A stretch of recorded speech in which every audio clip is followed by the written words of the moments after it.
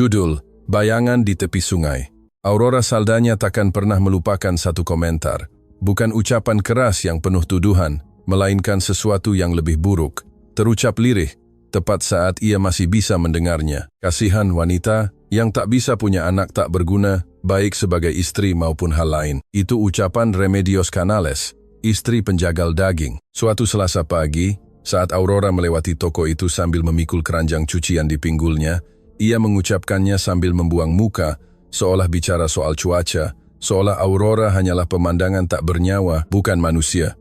Aurora tak berhenti. Ia terus berjalan, namun jemarinya mencengkeram tepi keranjang begitu erat hingga buku-buku jarinya memutih. Ini di Desa Sungai Abu, sebuah desa di pedalaman Indonesia yang terimpit perbukitan kering dan sawah berdebu. Tempat di mana rahasia tak bertahan lama dan penilaian seumur hidup. Tempat di mana orang tak butuh alasan untuk bergosip, hanya butuh waktu luang dan tetangga yang dekat. Dan Aurora Saldana telah memberi mereka bahan pembicaraan sejak pernikahannya dengan Gilberto Fuentes, bubar seperti kertas basah setelah 3 tahun tanpa Aurora bisa hamil. Gilberto pergi tanpa drama, itulah yang paling kejam. Tak ada pertengkaran di jalan, tak ada pintu dibanting, tak ada drama yang bisa dilihat dan dipahami orang. Hanya suatu pagi ia tak ada, dan sorenya seseorang telah melihatnya di desa sebelah bersama wanita lain. Wanita yang, menurut semua orang yang bergegas menceritakan pada Aurora, sudah membuncit kehamilannya dengan bangga yang kentara. Sejak saat itu, Aurora mencuci pakaian orang di tepi sungai. Itulah satu-satunya pekerjaan yang tersisa baginya, bukan karena ia tak bisa melakukan hal lain, tetapi karena itulah yang diizinkan desa baginya tanpa membuat siapapun merasa tidak nyaman. Pekerjaan itu sunyi, sepi, yang tak mengharuskannya berinteraksi terlalu banyak dengan siapapun. Sungai tak menghakiminya, sungai hanya mengalir. Pagi itu, seperti pagi-pagi lainnya, Aurora tiba di tempat sungai membentuk lekukan lebar dan batu datar mencuat dari air. Ia meletakkan keranjangnya di tanah, menggulung lengan bajunya hingga siku, dan mulai bekerja. Pertama sprei besar, yang terasa lebih berat saat basah dan harus digosok ke batu dengan kedua lengan hingga punggung terasa nyeri. Lalu pakaian kecil, selemek, kemeja kerja, pakaian anak-anak wanita lain, selalu pakaian anak-anak wanita lain. Ia sudah lama tak memperhatikannya. Atau begitulah ia meyakinkan dirinya sendiri, karena jika ia mulai memikirkannya tentang celana pendek berlumpur dan blus bordir yang ia cuci dengan hati-hati dan lipat dengan lembut, sesuatu di tengah dadanya mulai bergerak dengan cara yang tak bernama, namun sama menyakitkannya. Ia terkejut mendengar langkah kaki di tanah kering di belakangnya. Ia tak segera berbalik. Ia tahu langkah kaki hampir semua orang di Sungai Abu. Langkah Pak Aurelio, lelaki tua yang memancing di hulu. Langkah gadis-gadis yang kadang datang mencuci dan memanfaatkan kesempatan untuk bergosip. Langkah anak-anak yang berlarian tanpa tujuan. Langkah-langkah ini tak dikenalnya. Pelan, sengaja dan berhenti. Aurora terus mencuci. Beberapa menit berlalu. Ia tak mendengar apapun lagi. Tak ada suara, tak ada sapaan, tak ada suara seseorang mencari sesuatu atau melanjutkan perjalanannya. Hanya keheningan yang datang setelah langkah kaki dan menetap di belakangnya seperti kehadiran. Ketika akhirnya ia berbalik, tak ada siapapun, hanya pohon-pohon, bayangan dahan bergoyang tertiup angin, dan lebih jauh di antara pohon meskite, sesuatu yang bisa jadi sosok atau sekadar cara cahaya siang bermain dengan bayangan. Aurora mengerutkan kening memandang sejenak lagi, lalu kembali ke sungai. Ia tak berkata apapun, tak ada orang untuk diajak bicara. Malam itu, di rumah kecil yang ia sewanya di ujung Jalan Hidalgo, Aurora menghangatkan kacang dan makan sendirian di depan jendela. Dari jendela terlihat halaman tetangga, tempat Bu Esperanza mengayun cucunya yang terkecil, menyanyikan sesuatu yang tak bisa didengar Aurora, namun bisa dibayangkannya dengan mudah. Ia sudah belajar untuk tak terlalu lama memandangi adegan-adegan itu, bukan karena ia iri, setidaknya bukan jenis iri yang orang duga. Sesuatu yang lebih rumit dari itu. Perasaan melihat kehidupan dari balik kaca, mengetahui pintu itu ada, tetapi Anda takkan pernah dibukakan. Ia tidur lebih awal. Keesokan paginya, saat melintasi alun-alun untuk pergi ke pasar mencari sabun, ia berpapasan dengan Leticia Fuentes, adik iparnya. Leticia bukan wanita jahat. Itulah masalahnya. Ia adalah tipe orang yang menyakiti dengan niat terbaik, yang melukai dengan kata-kata ramah yang diucapkan dengan nada yang salah. Selamat pagi Aurora, sapa Leticia, berhenti dengan tas belanja di tangan. Apa kabar? Baik, jawab Aurora. Permisi, tunggu, kata Leticia, sambil tersenyum dengan senyum yang Aurora kenali. Senyum yang berarti akan ada sesuatu yang tidak ia sukai. Sudah dengar Gilberto punya bayi lagi? Yang kedua, perempuan. Katanya bayinya tampan sekali. Aurora merasakan pukulan itu. Ia menyerapnya. Syukurlah untuknya. Aduh, Aurora, jangan begitu. Aku cuma memberitahumu. Karena di desa ini semua orang tahu segalanya. Dan lebih baik kau tahu dariku daripada dari orang lain. Terima kasih, Leticia. Permisi. Kali ini ia berjalan tanpa menunggu jawaban. Ia membeli sabun, berjalan kembali, masuk ke rumahnya, menutup pintu, dan di sana, sendirian, tanpa ada yang bisa melihatnya, ia duduk di kursi dekat jendela dan menatap dinding untuk waktu yang lama dengan tangan diam di atas lutut. Rahang mengatup. Ia tak menangis. Ia sudah lama memutuskan untuk tak membuang air mata untuk hal-hal yang tak bisa ia ubah. Tetapi keheningan ruangan itu adalah jenis yang membebani. 3 hari kemudian ia kembali merasakan langkah kaki. Kali ini ia sedang mencuci sore hari saat cahaya mulai jingga dan sungai terdengar berbeda, lebih lambat, lebih berat, para pencuci lain sudah pergi. Aurora selalu yang terakhir pergi karena ia selalu punya lebih banyak pakaian daripada yang lain, karena ia menerima pesanan yang ditolak orang lain, yang jauh dari desa, atau yang lebih sulit. Langkah kaki datang dari arah yang sama, seperti sebelumnya dan berhenti lagi. Tetapi kali ini Aurora tak menunggu lama untuk berbalik. Ia melihatnya, seorang pria, tinggi, bertubuh tegap, dengan kulit yang menghitam oleh matahari dan kerja keras di ladang. Ia tak muda, mungkin sekitar 40 tahun, bahkan lebih. Ia mengenakan pakaian kerja, topi lebar, sepatu bot berdebu jalanan. Ia berdiri di antara pepohonan pada jarak yang bukan kebetulan. Itu jarak yang tepat bagi seseorang yang ingin melihat tanpa konfrontasi. Saat mata mereka bertemu, pria itu tak bergerak, tak mendekat, tak menyapa, tak memberi isyarat apapun, hanya menahan tatapan selama 1 detik yang terasa lebih lama dari kenyataannya. Lalu ia berbalik dan pergi ke arah ia datang. Aurora melihatnya menjauh di antara pepohonan hingga menghilang. Malam itu ia bertanya di toko Pak Primitivo dengan hati-hati, tanpa detail. Pak Primitivo, Anda tahu siapa yang belakangan ini sering ke sungai? Ada orang asing? Lelaki tua itu mengangkat mata dari buku kasnya. Mengapa kau bertanya? Tidak apa-apa, hanya melihat seseorang yang tak kukenal. Pak Primitivo menatapnya sejenak, lalu kembali ke angka-angkanya. Mungkin orang dari perkebunan Vilagran. Kadang mereka mengirim peon untuk memeriksa aliran air. Perkebunan itu di hulu sungai. Kau tahu, perkebunan Vilagran, ulang Aurora. Dari Pak Renzo, duda itu. Pria aneh, sejak istrinya meninggal, hampir tak pernah turun ke desa. Katanya ia tinggal sendirian membesarkan keponakan setelah orang tua anak itu meninggal dalam kecelakaan. Tapi aku tak tahu banyak soal itu. Aurora membayar apa yang terutang dan keluar tanpa pertanyaan lebih lanjut. Malam itu ia tak memikirkan Gilberto atau anak keduanya. Ia memikirkan pria yang berdiri di antara pepohonan memandangnya dalam diam. Dan tanpa tahu mengapa, perasaan yang ditinggalkannya bukanlah ketakutan, melainkan sesuatu yang berbeda, sesuatu yang belum ia ketahui namanya. Ketiga kalinya ia melihatnya, pria itu mendekat. Aurora sedang memeras cucian terakhir ketika ia mendengar langkah kaki, dan kali ini ia segera tahu itu berbeda. Langkah itu semakin mendekat, tak berhenti di batas pepohonan, tetapi terus melangkah di tanah lunak tepi sungai, hingga suara itu terdengar hanya beberapa meter darinya. Ia berdiri tegak dan berbalik sebelum pria itu tiba.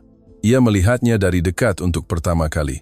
Wajahnya adalah wajah pria yang telah bekerja keras dan tidur sedikit. Wajahnya bukan keras, tetapi serius, dengan garis-garis di sekitar mata dan rahang yang menunjukkan ia bukan tipe orang yang bicara tanpa arti. Matanya gelap dan ada bekas luka kecil di atas alis kirinya yang bisa jadi berasal dari pekerjaan ladang atau sesuatu yang lain. Ia berhenti pada jarak yang sopan dan melepas topinya. "Selamat sore," katanya. "Sore," jawab Aurora tanpa mengurangi ketegasan. Ia memandang sungai sejenak, lalu menatapnya. "Saya sudah melihat Anda bekerja di sini beberapa hari, dan saya melihat Anda melihat," jawabnya tanpa basa-basi. Ia mengangguk sedikit tanpa merasa terganggu. "Itu benar. Maafkan saya. Saya tidak bermaksud mengganggu Anda. Lalu, apa niat Anda?" Jeda lain. Sungai terdengar di antara mereka. "Belum tahu," katanya. "Sekarang saya pikir sudah tahu." Aurora menatapnya langsung. "Anda dari perkebunan Vilagran?" "Saya Renzo Vilagran." Ekspresinya tak berubah. Ia sudah mendengar nama itu. Ia tahu dasarnya. Duda, perkebunan di hulu, jarang di desa. "Apa yang Anda inginkan, Pak Renzo?" Ia kembali memandang sungai, lalu menatapnya dengan ekspresi yang tak mudah diartikan. Bukan kesombongan, bukan belas kasihan, bukan nafsu.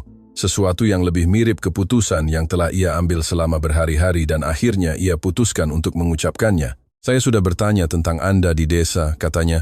Saya tahu bagaimana mereka memperlakukan Anda. Saya tahu apa yang mereka katakan. Dan saya tahu itu tidak adil bagi Anda. Aurora merasakan sesuatu mengeras di dalam dirinya.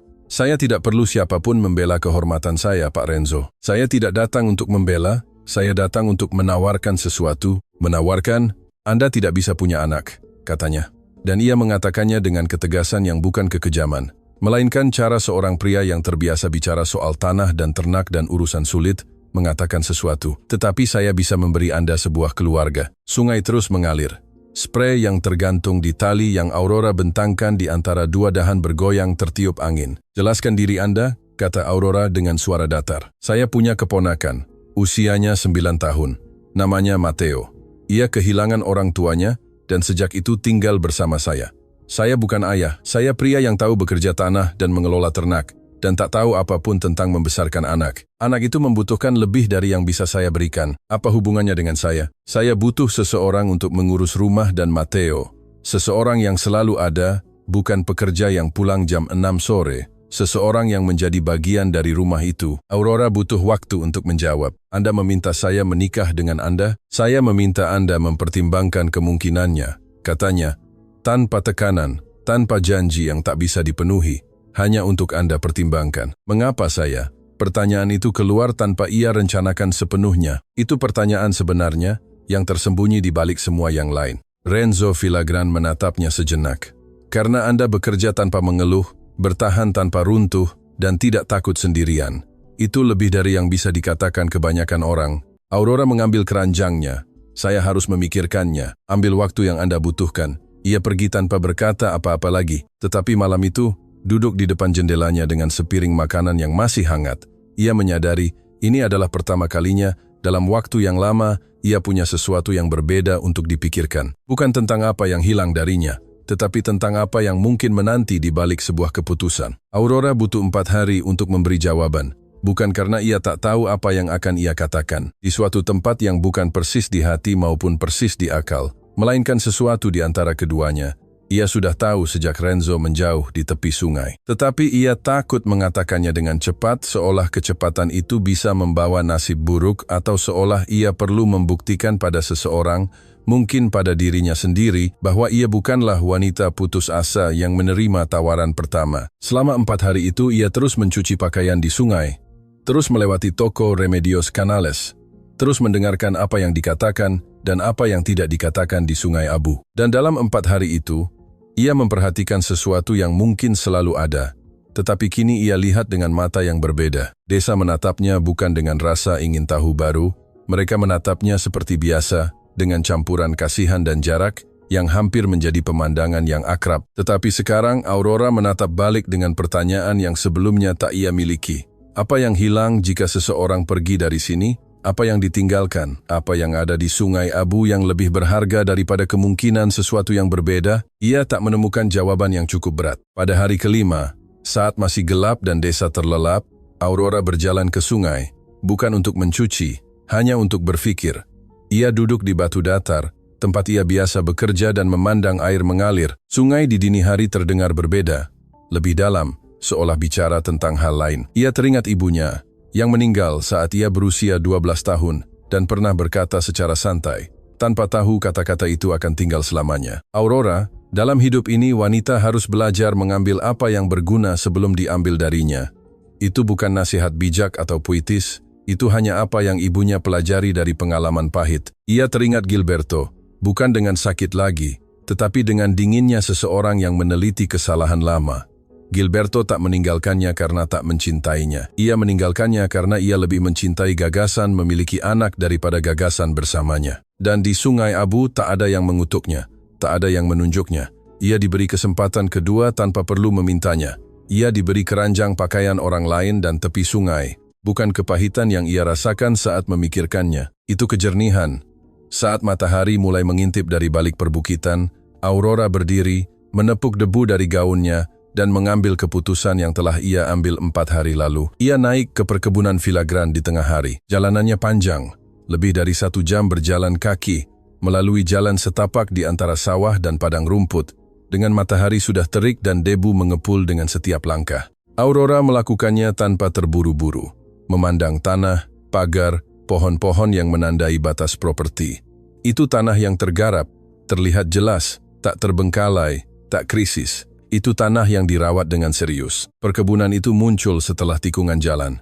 Bukan seperti yang Aurora bayangkan, meskipun ia tak bisa mengatakan persis apa yang ia bayangkan. Itu bangunan besar dari adobe dan balok kayu, dengan halaman tengah di mana ada sumur dan pohon rindang yang sangat besar, yang cabangnya hampir mencapai atap. Ada kandang di satu sisi, gudang di sisi lain, dan bunga-bunga dalam pot di koridor yang takkan diharapkan ditemukan di rumah pria lajang. Seorang anak duduk di tangga koridor. Aurora melihatnya sebelum anak itu melihatnya. Ia berusia sekitar 9 tahun, seperti yang dikatakan Renzo, dengan rambut hitam berantakan dan siku di atas lutut, memandang tanah dengan ekspresi seseorang yang sudah lama memikirkan sesuatu yang tak ingin ia pikirkan. Saat ia mendongak dan melihat kedatangannya, ia tak berkata apapun, hanya menatapnya. Aurora berhenti di tepi halaman. "Sore," kata anak itu. Ia tak segera menjawab. Ia mengamatinya dengan kejujuran yang hanya dimiliki anak-anak dan anjing, tanpa filter, tanpa protokol. "Kau yang dari sungai?" tanyanya akhirnya. Aurora mengerjap. "Maaf, paman saya bilang dia akan bicara dengan seorang wanita yang mencuci pakaian di sungai," kata anak itu. "Itu Anda?" "Ya, saya," kata Aurora. Anak itu mengangguk seolah itu menutup sebuah urusan yang tertunda. "Dia ada di padang rumput belakang. Saya akan memanggilnya." "Jangan repot-repot," kata Aurora. "Bolehkah saya menunggunya di sini?" Anak itu menatapnya lagi, lalu berkata, tanpa basa-basi, "Bisa buat atole?" Aurora butuh sedetik untuk menjawab. "Ya," katanya. "Di sini tidak ada yang bisa membuatnya dengan baik," kata anak itu. "Selalu encer atau terlalu manis. Itu bisa diatasi," kata Aurora. Anak itu sepertinya mempertimbangkannya. "Anda bisa duduk," katanya sambil menunjuk anak tangga di sebelahnya. Aurora berjalan ke koridor dan duduk di tangga di samping anak itu. Mereka berdua memandang halaman dalam diam sejenak. "Siapa namamu?" tanya Aurora. "Matteo." "Saya Aurora." Matteo mengangguk, tetapi tak berkata apapun lagi. Dan dalam keheningan itu, keheningan dua orang yang belum saling mengenal, tetapi juga tidak saling menolak, Aurora merasakan sesuatu yang tak ia duga rasakan pada saat pertama, suara serak di perkebunan asing ini, sesuatu yang mirip dengan berada di tempat yang tepat. Ia tak mengatakannya. Ia tak punya siapapun untuk mengatakannya, tetapi ia merasakannya. Renzo tiba 20 menit kemudian, sepatu botnya penuh tanah dan kemejanya menempel di tubuh karena pekerjaan. Ia berhenti di tepi halaman saat melihatnya duduk bersama Matteo dan sejenak tak berkata apapun. Lalu ia terus berjalan. "Saya tak berharap melihat Anda secepat ini," katanya. "Saya ambil waktu saya," jawabnya. "Saya sudah ambil keputusan." Ia melepas topinya dan menggantungnya di pengait dekat pintu. "Mau bicara di dalam? Di sini baik-baik saja." Renzo mengangguk dan duduk di kursi kayu di ujung koridor. Matteo melihat mereka berdua, sepertinya memperhitungkan sesuatu, lalu berdiri tanpa berkata apapun dan masuk ke rumah. Mereka tinggal berdua. "Saya terima," kata Aurora langsung, "tetapi dengan syarat." "Sebutkan." "Saya tidak akan menjadi pelayan yang menyamar sebagai istri. Jika saya masuk rumah ini, saya masuk dengan martabat atau tidak sama sekali." "Itu bukan syarat," kata Renzo. "Itu adalah minimum." Selain itu lanjutnya, "Apa yang terjadi di rumah ini adalah urusan rumah ini, bukan urusan desa, bukan urusan orang Anda, bukan urusan orang lain. Jika Anda perlu bicara soal sesuatu, katakan pada saya, dan begitu pula dari pihak saya. Setuju? Dan ada sesuatu yang perlu saya ketahui sebelum benar-benar menerima." Renzo menatapnya. "Anak itu," kata Aurora. "Matteo, Anda bilang orang tuanya meninggal dalam kecelakaan. Tetapi di desa orang bilang tak ada yang tahu persis apa yang terjadi. Saya tidak akan masuk rumah dengan rahasia yang bisa menimpa saya tanpa saya memintanya." Keheningan. Pohon di halaman bergoyang tertiup angin. "Tidak semua yang terjadi bisa saya ceritakan hari ini," kata Renzo akhirnya dengan suara yang berubah nada. "Bukan karena saya ingin menyembunyikan apapun, tetapi karena ada hal-hal yang tak diceritakan sekaligus. Hal-hal yang harus diceritakan pada waktunya." "Apakah ada sesuatu yang membahayakan anak itu?" "Tidak ada sesuatu yang membahayakan saya secara langsung. Jeda yang lebih panjang kali ini. Tetapi ada orang yang bisa membuat hidup Anda sulit jika Anda terlibat dalam keluarga ini. Orang dari desa atau orang dari luar, dari kedua sisi." Aurora menatapnya sejenak. Ia mencari di wajah serius dan kasar itu tanda kebohongan atau manipulasi dan tak menemukan apapun. Yang ia temukan adalah sesuatu yang berbeda. Ekspresi seorang pria yang terbiasa memikul beban sendirian, dan tak tahu betul bagaimana membiarkan seseorang membantunya. Baiklah, katanya. Apa yang tidak bisa Anda ceritakan hari ini, Anda akan ceritakan seiring waktu, tetapi tanpa kebohongan. Tanpa kebohongan. Ulangnya, Aurora berdiri. Kapan Anda ingin saya datang? Kapanpun Anda bilang. Jumat, katanya. Saya perlu membereskan barang-barang saya di desa. Renzo mengangguk. Jumat. Aurora berjalan menuju keluar halaman. Saat ia tiba di tepi, ia berhenti dan berbalik. Anak itu bertanya apakah saya bisa membuat atole. Renzo mengerjap, seolah informasi itu tak ia duga. Dan Anda tahu? Ya, kata Aurora, dan saya membuatnya dengan baik. Ia pergi melalui jalan setapak tanpa melihat ke belakang. Di desa berita menyebar lebih cepat darinya. Aurora tak tahu bagaimana. Ia tak pernah tahu. Begitulah, Sungai Abu. Ada sesuatu di udara desa, arus tak terlihat yang membawa rahasia dari satu ujung ke ujung lain sebelum protagonis punya waktu untuk menceritakannya sendiri. Yang pertama menyapanya adalah Leticia Fuentes. Tentu saja, Aurora, benarkah Nau akan tinggal di perkebunan Villagrán? Ya, jawabnya. Tetapi mengapa?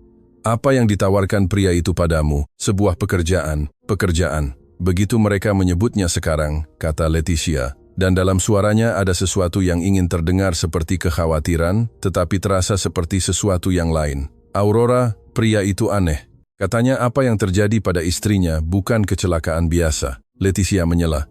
Terima kasih atas peringatannya, tetapi saya sudah mengambil keputusan. Yang kedua adalah Remedios Canales, yang kali ini tak bicara lirih, tetapi langsung. Kau akan pergi merawat anak Villagrán itu, katanya di jalan dengan tangan di pinggul. Lihatlah bagaimana pria memanfaatkan kebutuhan wanita. Aurora berhenti. Siapa yang memanfaatkan, Bu Remedios? Dia, tentu saja, butuh seorang pelayan dan karena kau tak punya pilihan lain. Saya punya banyak pilihan, kata Aurora dengan suara yang begitu tenang, sehingga lebih tajam daripada teriakan apapun.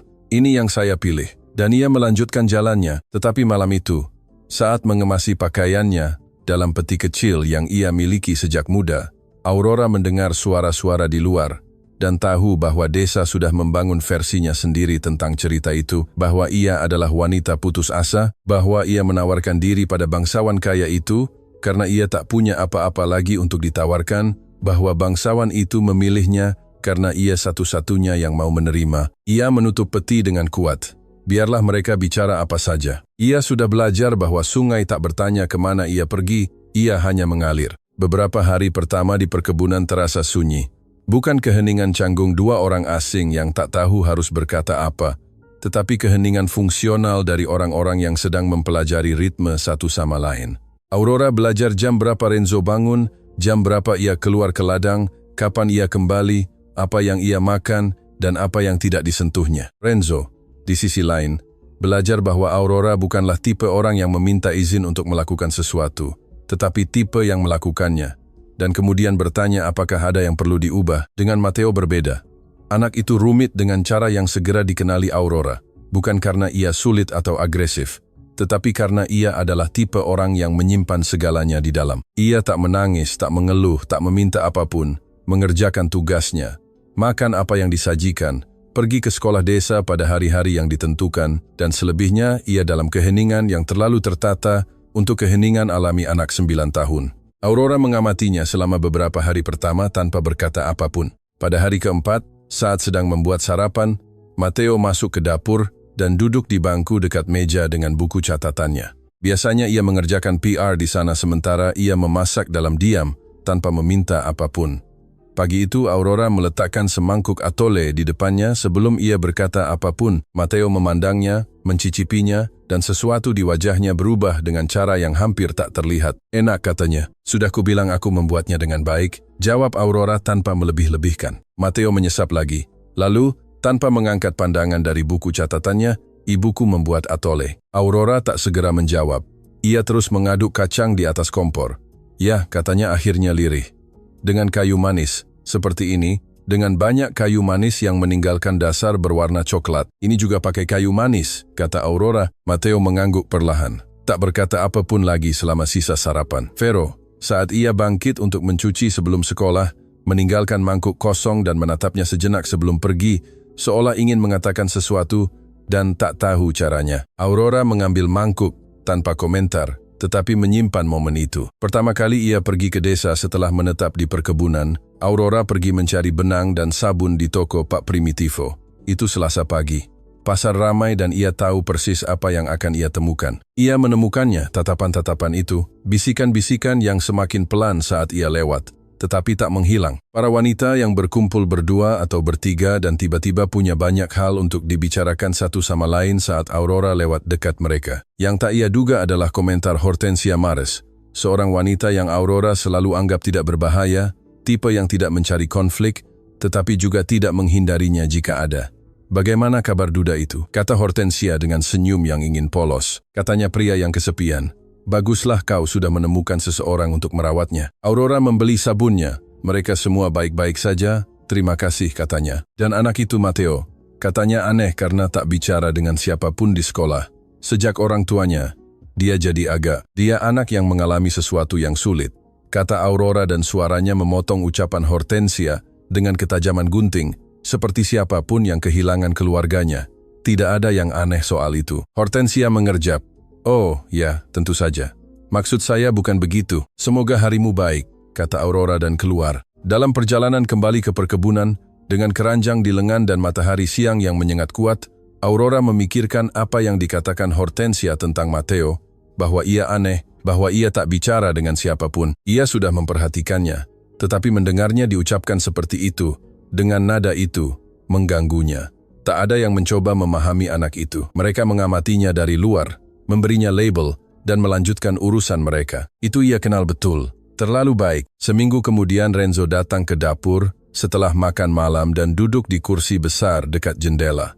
Aurora sedang mencuci piring. Ada sesuatu dalam cara ia duduk yang bukan postur seseorang yang akan bicara soal hal-hal praktis. Itu postur seseorang yang sudah lama memikul sesuatu, dan akhirnya memutuskan untuk menurunkannya. Ia menyelesaikan mengeringkan piring terakhir dan duduk juga. Keheningan berlangsung sejenak. "Anda bilang, Anda perlu tahu soal anak itu," Renzo memulai. "Ya, saya akan menceritakan apa yang bisa saya ceritakan. Tidak semuanya yang penting." Aurora menatapnya dan menunggu. Renzo memandang jendela di mana di luar sudah malam sepenuhnya. "Mateo bukan hanya keponakan saya," katanya. "Ia putra adik bungsu saya, Cornelio. Cornelio dan istrinya, Dolores, meninggal 2 tahun lalu. Kecelakaan itu nyata, tak ada yang aneh dengan kecelakaan itu sendiri. Longsor di jalan tanah saat mereka pulang dari kota. Begitulah. Tetapi," kata Aurora, karena ia tahu ada tetapi, sebelum meninggal, Cornelio punya hutang, bukan hutang uang, jenis lain. Ia terlibat masalah dengan keluarga tuan tanah dari utara, keluarga Garduño, orang berpengaruh, punya pengacara, punya cara melakukan sesuatu seperti orang yang tak pernah perlu meminta izin untuk apapun. Masalah jenis apa? Cornelio menjual tanah yang bukan haknya untuk dijual.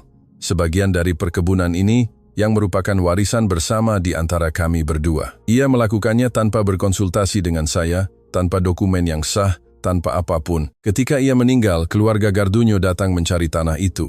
Dan ketika mereka tak mendapatkannya, karena dokumen itu berpihak pada saya, mereka memutuskan cara menekan saya adalah melalui anak itu. Aurora merasakan sesuatu berubah suhu di ruangan itu, seolah melalui anak itu.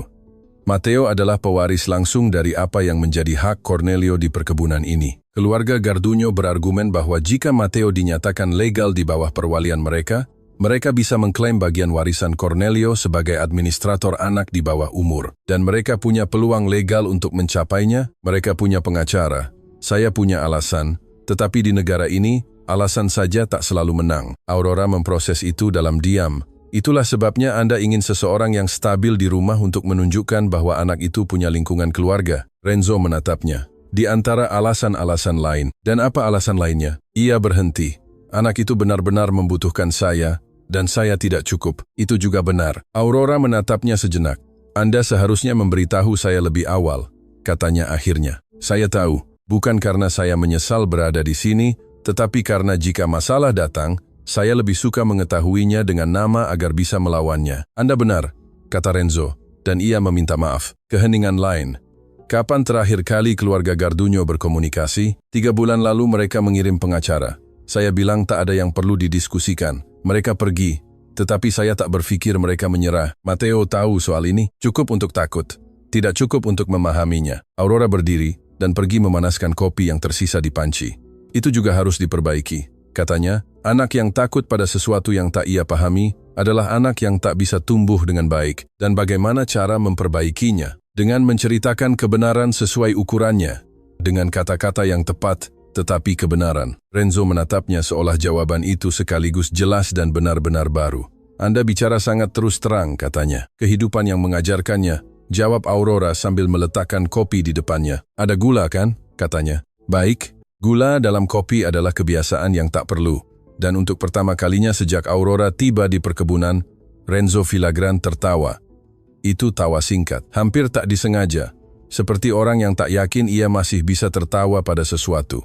Tetapi itu nyata. Aurora melihatnya dan tak berkata apapun, hanya minum kopinya. Matteo yang pertama kali benar-benar bicara soal ibunya, bukan sepenggal-sepenggal, tetapi serius. Suatu sore saat mereka berdua di koridor, dan Renzo di ladang, dan udara terasa berat seperti sore musim kemarau. Matteo memegang buku catatan, tetapi tidak menulis apapun. Ia memandang halaman. Katakan, apakah kau punya anak? Tanya Aurora.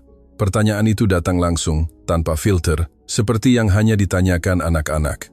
Aurora menerimanya tanpa terkejut. Tidak, katanya. Mengapa tidak? Tubuhku tak bisa. Kadang hal seperti itu terjadi. Matteo memprosesnya. Apakah itu membuatmu sedih? Ya, kata Aurora. Dulu sangat membuatku sedih. Dan sekarang sedikit berkurang. Sekarang aku pikir ada banyak cara untuk punya seseorang untuk dirawat. Bukan hanya satu. Matteo memandang halaman sebentar lagi. Ibuku sangat baik, katanya. Hampir tak pernah bertengkar dengan ayahku. Ya, kadang, ketika ayahku pulang terlambat, atau ketika ia pulang dengan bau aneh. Aurora mendengarkan tanpa menyela. Ia membuat tortilla yang sangat tipis, yang paling tipis yang pernah saya lihat. Saya mencoba membuatnya setipis itu dan selalu tebal. Aku bisa mengajarkanmu caranya, kata Aurora. Matteo menatapnya. Kau tahu? Ya. Kapan?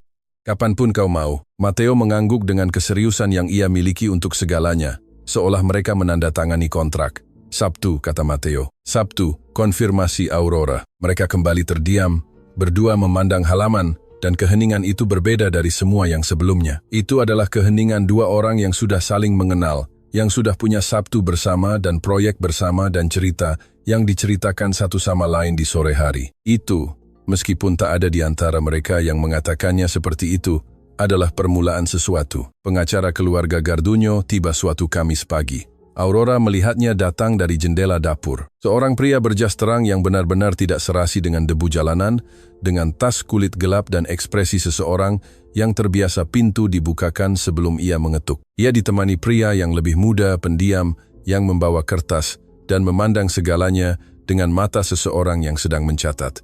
Renzo ada di ladang, Aurora yang menyambut pengacara itu di koridor. Selamat pagi, kata pria itu sambil melepas topinya. Saya mencari Bapak Renzo Villagrán. Beliau tidak ada. Ada yang bisa saya bantu? Pengacara itu memandangnya dengan tatapan yang dimiliki pria yang tak terbiasa harus menjelaskan diri pada wanita di pintu perkebunan.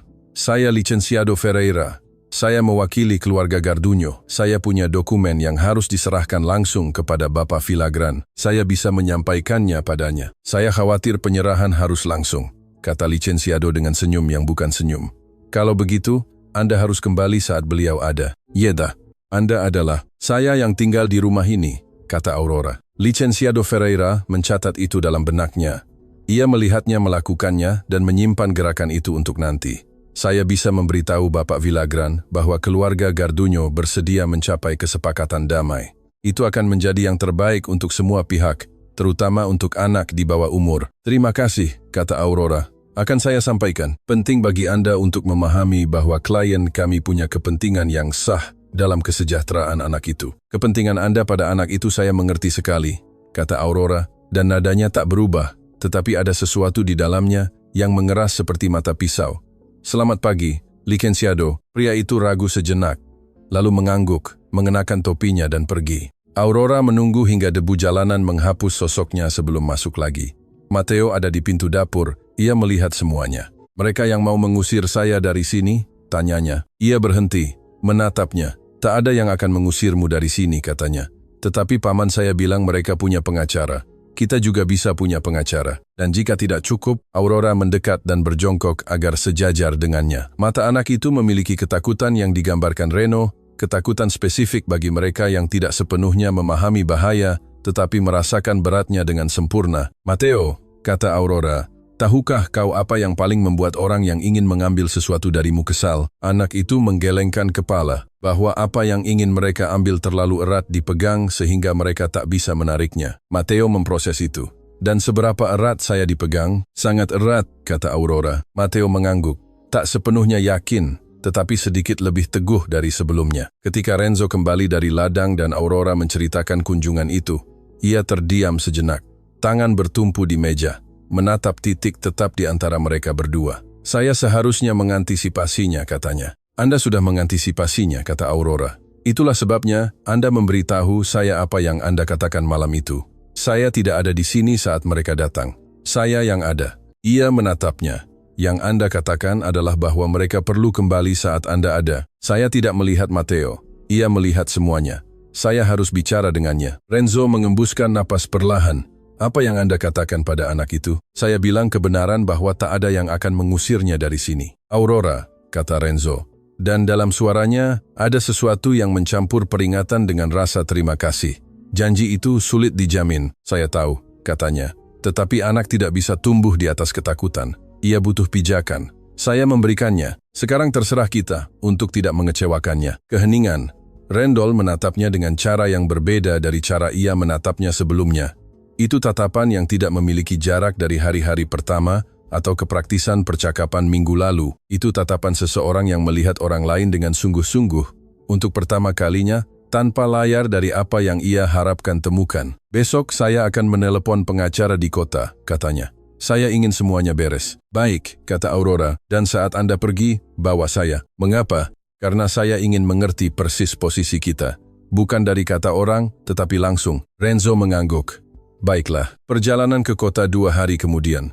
4 jam perjalanan dengan truk Renzo, dengan pemandangan pedalaman beralih dari sawah ke perbukitan ke jalan raya federal. Matteo ditinggal bersama tetangga kepercayaan dari perkebunan, seorang wanita tua bernama Concepcion, yang mengenal properti itu bahkan sebelum Renzo mewarisinya. Dalam perjalanan mereka sedikit bicara, bukan dengan canggung, tetapi dengan cara orang yang memikirkan hal-hal serius dan tidak perlu mengisi udara dengan kata-kata untuk merasa nyaman. Di tengah jalan, Renzo berkata, "Bagaimana pernikahanmu?" Aurora butuh waktu untuk menjawab.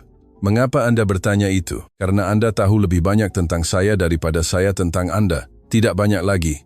Cukup. Anak itu, perkebunan, keluarga Garduño. Saya hampir tak tahu apapun tentang Anda." Aurora memandang jalan raya. Tidak banyak yang bisa diceritakan. Saya menikah muda dengan pria dari desa, 3 tahun. Ketika jelas takkan ada anak, ia pergi. Tak ada drama, ia hanya pergi. Saya mencintainya. Saya pikir begitu. Sekarang saya pikir ia mencintai gagasan punya seseorang. Saya tak tahu apakah itu sama dengan mencintai seseorang. Renzo tak segera menjawab. "Istri saya bernama Fernanda," katanya setelah beberapa saat. "Ia meninggal 4 tahun lalu. Penyakit yang berkembang cepat. Tak banyak waktu untuk bersiap. Apakah kau mencintainya?" "Ya, sangat." Aurora menatapnya dari samping. "Bagaimana setelah ia meninggal?" "Seperti bekerja dengan satu tangan dan tak memberitahu siapapun," kata Renzo. "Seseorang belajar mengkompensasi, tetapi selalu ada sesuatu yang tidak seimbang." Jalan raya terus berlanjut. "Mengapa Anda mengatakan semua ini kepada saya?" tanya Aurora. Renzo berhenti. "Karena saya pikir Anda berhak tahu dengan siapa Anda tinggal dan siapa Anda. Seseorang yang telah membuat kesalahan, yang telah menutup diri lebih dari yang seharusnya, yang tak tahu betul cara meminta bantuan, tetapi mencoba melakukan hal yang benar, meskipun tak selalu tahu caranya." Aurora menatapnya sejenak. "Itu cukup bagi saya," katanya, dan mereka melanjutkan perjalanan. Pengacara di kota bernama Licenciado Camarena, dan ia adalah tipe orang yang melakukan sesuatu secara metodis, tanpa terburu-buru, dengan kejelasan yang menenangkan, meskipun beritanya tidak semua baik. Ia menjelaskan situasinya selama hampir 2 jam. Keluarga Garduño punya argumen hukum yang lemah, tetapi tidak mustahil. Titik rentannya adalah bahwa Matteo, sebagai anak di bawah umur, membutuhkan wali hukum yang ditunjuk secara resmi. Sampai saat ini, perwalian de facto dijalankan oleh Renzo sebagai kerabat langsung, tetapi tidak ada dokumen yang menetapkannya dengan jelas di hadapan hukum. Yang Anda butuhkan, kata Licenciado Camarena sambil merapatkan tangan di atas meja, adalah memformalkan perwalian. Dengan itu, setiap upaya keluarga Garduño untuk mengklaim administrasi anak di bawah umur tidak berdasar. Dan itu memakan waktu berapa lama? Tanya Renzo, dengan dokumen yang tepat dan tanpa sanggahan, 3 atau 4 bulan. Jika keluarga Garduño menolak, bisa lebih lama. Bisakah mereka menolak? Mereka bisa mencoba. Tetapi untuk itu mereka perlu membuktikan bahwa lingkungan anak di bawah umur tidak memadai.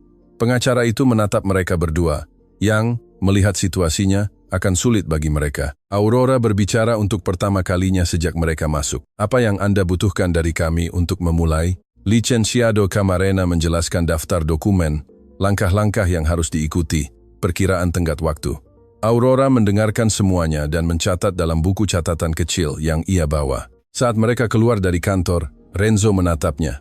Kau menulis cepat, katanya. Saya cepat belajar, jawabnya. Makan sesuatu sebelum kembali? Ini 4 jam perjalanan, dan harus berpikir dengan perut kenyang. Renzo melepaskan napas itu lagi, yang tak sampai tawa, tetapi dekat. Kau selalu praktis. Seseorang harus begitu. Mereka makan di restoran sederhana dekat pusat kota.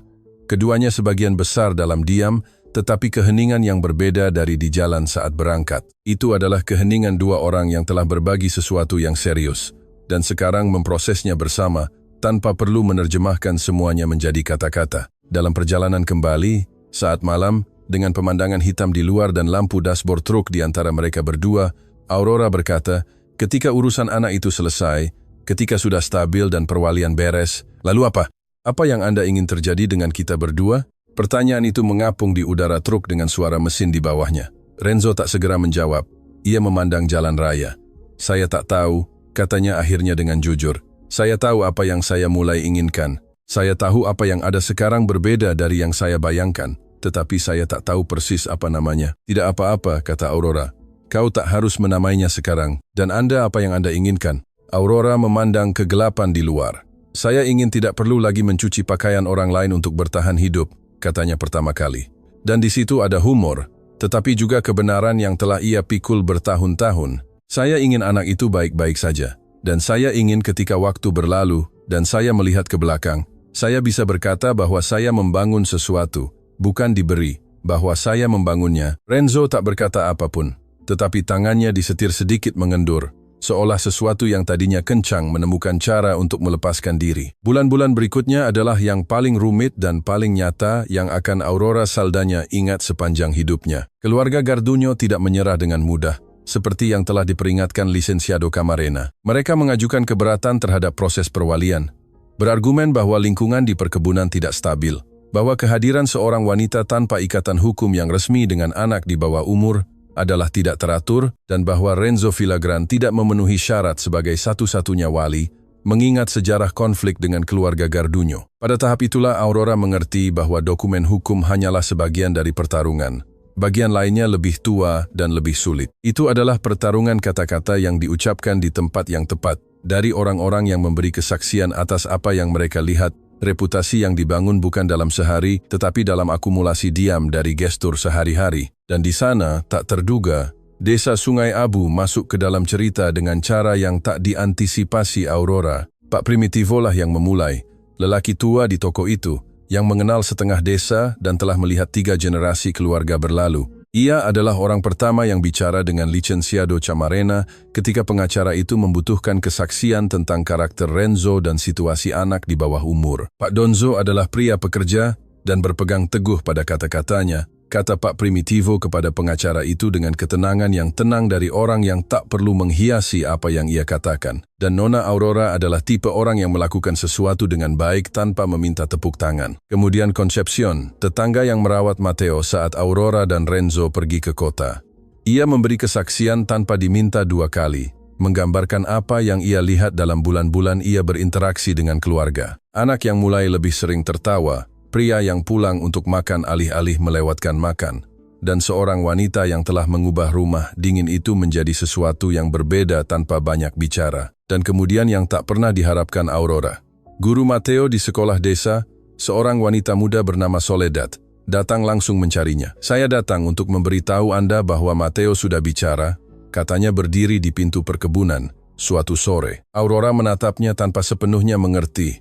Dia bicara dengan anak-anak lain, jelas sang guru. Sebelumnya tidak. Ia duduk sendirian, makan sendirian, tidak berpartisipasi. Sekarang ia mengangkat tangan di kelas. Kemarin ia meminjamkan pensilnya kepada teman sekelas, dan mereka tertawa bersama tentang sesuatu. Aurora merasakan sesuatu di dadanya yang tak bisa ia kelola sepenuhnya. "Terima kasih sudah memberitahu saya," katanya. "Saya datang karena saya juga ingin memberi kesaksian kepada pengacara," kata guru Soledad. "Jika perlu, memang perlu," kata Aurora di desa. Sementara itu, rumor telah berevolusi. Bukan lagi hanya bahwa Aurora pergi tinggal bersama bangsawan Duda karena putus asa. Sekarang ada versi lain yang beredar lebih bernuansa, dibangun oleh mereka yang mulai melihat segalanya dari dekat. Remedios Canales. Remedios yang sama yang berkata lirih bahwa Aurora tak berguna sebagai istri, terlihat suatu sore membeli roti di toko dan berkata kepada wanita lain dengan sangat alami, katanya Aurora Saldaña itu mendidik anak Villagrán dengan baik sampai sudah mau belajar. Ia mengatakannya seolah selalu memikirkannya. Aurora mengetahuinya dari pihak ketiga dan tak berkata apapun, tetapi di dalam ada sesuatu yang menetap. Itu bukan kemenangan yang ia rasakan. Itu sesuatu yang lebih tenang dari itu. Itu perasaan orang yang telah berjalan di medan yang tidak stabil dan tiba-tiba menyadari bahwa tanah itu tak lagi bergerak. Sidang hukum berlangsung di kota 3,5 bulan setelah proses dimulai. Renzo, Aurora, dan Licenciado Camarena tiba bersama. Keluarga Garduño tiba dengan 2 pengacara dan seorang pria paruh baya yang segera Aurora kenali sebagai patriark keluarga, seorang pria dengan pembawaan orang yang terbiasa uang menyelesaikan segalanya tanpa perlu tangannya kotor. Sidang berlangsung sepanjang pagi.